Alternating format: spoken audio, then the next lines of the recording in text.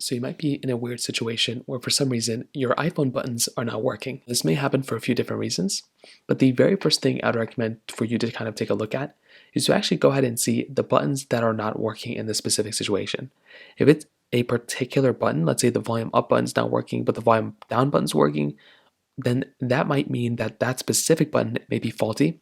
And you may want to go ahead and just make sure you didn't recently drop your phone or you didn't throw it or anything like that. If all your buttons on your iPhone are not working, but you're able to turn your iPhone on, maybe by tapping on the display and turning it on this way, the best thing you can do is to go ahead and restart your iPhone. So go ahead and make your way over to your iPhone settings, just like this, and you can scroll down until you see General right here, and you can scroll down until you see Shutdown, which is right here.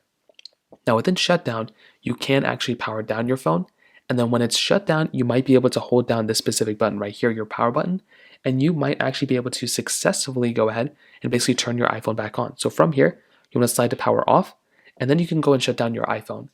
Now, if the buttons completely are not working, like it may be a glitch on your system, so when this iPhone completely shuts down, give it a few seconds, and you might want to see if you can go ahead and restart your iPhone.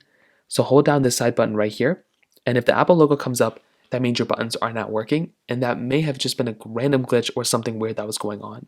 You may also want to make sure that if you have a case on your iPhone or something, that the case isn't stopping you from clicking the buttons. Sometimes cases can be a little weird, and that could be something that would, probably end up happening. Now, once your iPhone reboots, if it's good, then you're good to go. If it's still not working and your buttons are still not working, the best thing you can do here is to go ahead and update your iPhone.